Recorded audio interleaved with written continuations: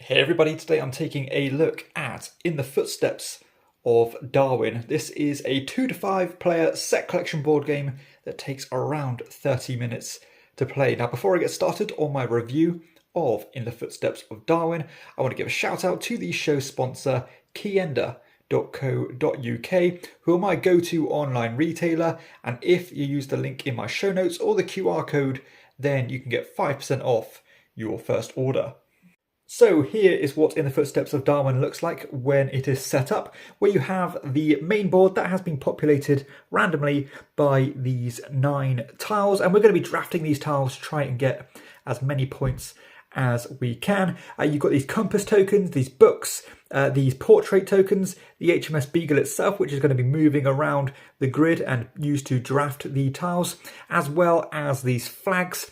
You are going to not only populate the board with 9 tiles, you are going to draw 12 additional tiles per player, and the game is going to end once all players have taken 12 tiles onto their personal player board. That looks like this, where you have this 4x4 grid, which shows the different species types as well as the different kind of continents that those animals or species are from. Each player is going to start with one of these flags, and you've got a spot for 5 more of them. You have these spaces for the compasses down here, as well as a space for 2 of these portraits and a slot for 3 of these character tiles rather than the actual animal tiles. Mechanically, this game is ultra simple, where all you do on your turn is you draft one of the 3 tiles in the corresponding row or column in relation to where the HMS Beagle is. So in this example, I could choose any of these 3. Let's just say, for example, I'll take this ant here. I'm going to take it and I'm going to place it on the matching symbols, not only for the species, but also for the location. So this fire ant would go here like this. Now, once it's placed, you are going to move the beagle the number of spaces in relation to how far you've taken it from. So in this spot would be 1 space, so it would move here. But if I took it from here, it would go 2 spaces and therefore go around the corner. Or if I took this one, it would be 1, 2, 3 spaces and end up in this row. And once a player has taken their tile and placed it on their board, you're going to restock the main board here, and then it's going to go on to the next player's turn. But let's take a look at what all the different tiles do. So we've already talked about the straight up points like this ant does here. You have some of these tiles that will give you compasses, and when you take those, you're going to take the compass and put it on the next available slot on your player board like so. Now these will correspond to a different type of tile, like this flying dragon here, where you see this kind of scroll symbol. These tiles are going to be worth a number of points equal to the number of compasses you have at the end of the game. So they're going to be worth a maximum of 5 points each. Whenever you see this crown symbol, you are going to take this Darwin token either from another player or keep hold of it yourself. And if you hold on to this at the end of the game, it's going to be worth an additional 2 points. Now, some tiles will also have this little portrait token on, and when you do that, again, you'll take that from the supply and place it on one of the 2 available spots on your player board. Now these can be used in 2 different ways. The first of which is that before you take a tile, you can move the beagle either left or right 1 slot, or clockwise or anti-clockwise, to give you more freedom to take the tiles that you want. But they can also be spent to discard the row and redraw 3 new tiles. So this gives you quite a little bit of a mitigation tools there if you don't like the particular arrangement of tiles. As well as animals, you can see that there are these character tiles, like this Charles Darwin one here. When you take these, they work in almost the same way, but you'll put it on one of the 3 available character spaces. This one would give you a portrait, but it also give you one of these flags. And these flags are going to be endgame scoring opportunities based on different things. So you can see here that this would give me 1 point for every kind of Asian animal I have, or 1 point for every American one, 2 points for every portrait token I have left, etc. Now that is not the only way to get these flags. For example, if I wanted to say, I don't know if I've got any duplicates here, but if I wanted to say place this one on my player board like I did earlier, now if I ever draw another matching tile of the same species and the same location, then I would overlap the existing one. Now I know this is a different colour, but let's just say it was the same colour, like so. And that is going to give me the opportunity to take any of these available flags. Of course, they would be replenished once they are taken, and you can have duplicates of these, so you can double up on your scoring opportunities. Now, what is important to say though, is that if you do end up covering up ones with points on, those points are no longer going to score when it comes to the end game scoring. And the only other thing to consider is that if you ever complete a row or column, so let's just say I took this one here and placed it on this slot, completing a row here, then you are going to collect one of these book tokens, which are going to be worth 5 points at the end of the game. And you can collect multiple of those as long as you complete multiple rows or columns. And that is essentially how you play the game. Again, the game will end as soon as all players have placed 12 tiles on their board. You're going to add up all the visible points. You're going to multiply your scrolls by the compasses.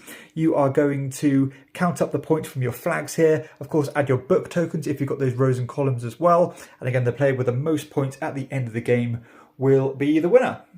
Okay, so let's share some thoughts on In the Footsteps of Darwin. And this shouldn't take very long because, as you guys could tell, this game is extremely light and simple, way more than I was anticipating it to be. I do have some good things to say about it though, and that is that it is a nice introduction to some very basic set collection methods, and kind of weighing up the net gain of what's going to benefit you. You know, is it going to be worth you covering a tile in order to get one of these scrolls to get an extra point or two out of it?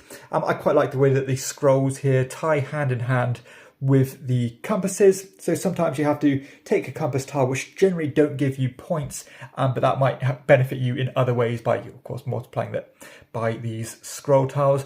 There's a little bit of back and forth with the Darwin token as well, and you want to making sure you're holding that by the end of the game. And of course, you've got that additional puzzle of am I going to get one of these rows and columns complete to get those extra 5 points?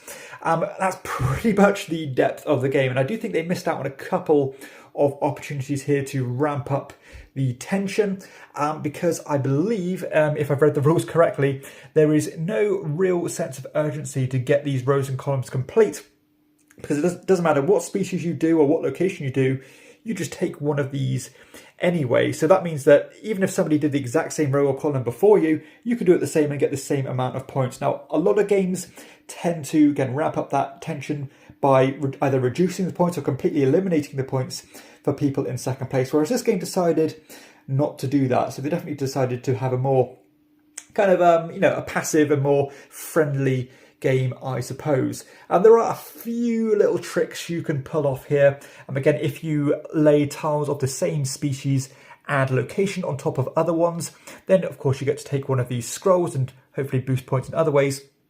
But the only thing you actually lose by doing that is points tiles beneath it. So you can actually end up, say, taking these compass tiles, putting a points tile on top of it. You get to keep the compass and then get the points as well. So that's a little trick you can pull off there. But I do feel like all the ways you can get points here are very incremental. It is small jumps, and the kind of net gain between taking one choice or another is a point, maybe 2 points. So it does feel like generally you're going to be in the same ballpark as other players when it comes to the scoring, and there really isn't that much potential to pull off big turns and have those big, big swings of points coming your way by pulling off a big move. This is very much, again, climbing up in trickles of points rather than getting big chunks of points at any time. The interaction in the game is minimal, and generally you'll just be focusing on what you're doing. I've never really been too fussed about opportunities I've left to other players because, again, those opportunities are so small. I suppose the only thing to worry about at times is giving your opponent the chance to take the Darwin token off you, or maybe grab one of these scrolls that you were looking for. But you have such little control of the board itself that you kind of submit to it and just see what happens. And generally, there's an okay option.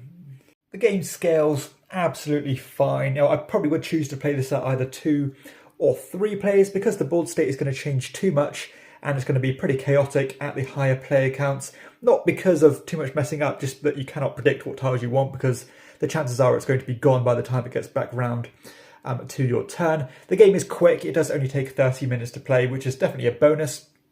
And needless to say, the game is lovely to look at. There's some really great artwork on these tiles, these kind of scientific drawings. Everything looks nice when it's laid out. The components are really nice when it comes to the, the player boards. They're like these little books. It's definitely a nice little charming piece here. It almost feels like a kind of a souvenir from a museum or something, rather than a more widely distributed board game or anything like that. But I can't fault it when it comes to the look and the production of the game. They've definitely gone all out to make it feel nice. And that's all I had to say about the game, really. Definitely nothing to write home about here. I did mention that this game does make some nice introductions to some very basic set collection methods for younger children, I suppose, or people just starting to dip their toe into the board game space. But I don't really feel this one's going to have the longevity to keep people coming back to it, unless you do consistently play it with, again, those younger kids. I just feel like there's too many good and still simple set collection games out there that do a better job of this than this game does. Despite looking lovely on the table, I don't think the gameplay is going to hold up terribly well, and I think there's better options out there. Like, for example, you could play something like Trekking Through History, which is not much more complicated than this, but it does add a bit more weight to your decisions and a bit more pressure to get things done. I definitely think they missed a mark on that here. And I actually feel like there's a game that's very similar to this that does a better job in a quicker time, and actually adds a lot more interest when it comes to the initiative system and the player interaction. And that game I'm talking about is Floriferous. So if this game appeals to you, I would definitely say give this one a look. I think this is better in pretty much every regard, because that interaction is a bit more meaningful and you have to be a bit more careful about what you're doing. But it's still a simple set collection game where you're balancing your kind of scoring tiles with the goal tiles. But this one's just pulled off to a higher standard in a smaller box. It's more affordable and it's actually more interesting, and it has more, again, weight to your decisions. So this one really isn't what I'm looking for, to be honest. I couldn't really recommend it. I'm not quite sure who's asking for this game, but I think the early impression is that it's positively received. But for me, it's just very toothless, and it feels like it's a bit of a needless production, I suppose. Not production, but a needless game to be out there, because it just doesn't offer anything new or offer anything terribly interesting at all. So I can't recommend it. I'm not saying it's bad, but it's just a bit bland and a bit sterile. So that is In the Footsteps of Darwin.